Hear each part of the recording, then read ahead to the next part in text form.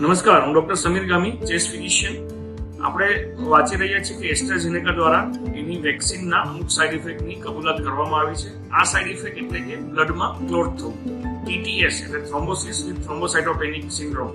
એટલે આ વેક્સિનના long term ઇફેક્ટમાં ક્યારેક થ્રોમ્બોસિસ એટલે કે બ્લડમાં ક્લોટ થવાનું જરૂર જણાઈ રહ્યું છે. આ વેક્સિન ભારતમાં પણ યુઝ થઈ રહી છે. આ વેક્સિનને કારણે ઘણા લોકોમાં બ્રિટનમાં બ્લડમાં ક્લોટ થવો એટલે કે બ્રેઇનમાં બ્લડ ક્લોટ થવાની પ્રક્રિયાઓ જોવા મળી રહી છે, જેને કારણે ક્યારેક પેરાલિસિસ કેવું થાય છે. આ રોગની સાઇડ ઇફેક્ટ હજી એકદમ સંપૂર્ણપણે જોવા નથી મળી, પણ અમુક કિસ્સાઓમાં જોવા મળી છે, જેનાથી આપણે ચેતવું જોઈએ.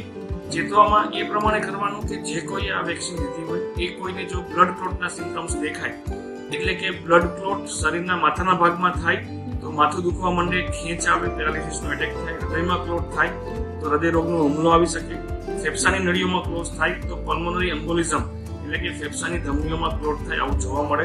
તો આવા દર્દીઓને જો કોઈ સિમ્પટમ્સ દેખાય, જેમ કે છાતીમાં દુખાવો વધારે પડતો થવો, શ્વાસ ચડવો, ઓક્સિજન ઓછું થવું, ખાંસીમાં લોહી આવવું કે મગજમાં ખેંચ આવે, તો તેમને તાત્કાલિક ડોક્ટર પાસે સલાહ લેવી જોઈએ. આ કોઈ ગભરાવાની વાત નથી. એના પર્સન્ટેજ બહુ જ એટલે કે બહુ જ ઓછા હોય છે.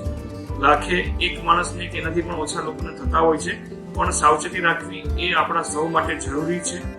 આ વેક્સિનના ભારતમાં પણ કદાચ ક્લિનિકલ ટ્રાયલ થાય અને આપણને એના પરિણામો જોવા મળે, એ આગળના ભવિષ્યમાં જોવા મળશે. બ્રિટનમાં બહુ જ નાના જૂજ પ્રમાણમાં આ વેક્સિનની સાઇડ ઇફેક્ટ દેખાણી છે. આપણે સાવચેતી રાખવાની જરૂર છે, ડરવાની કોઈ જરૂર નથી.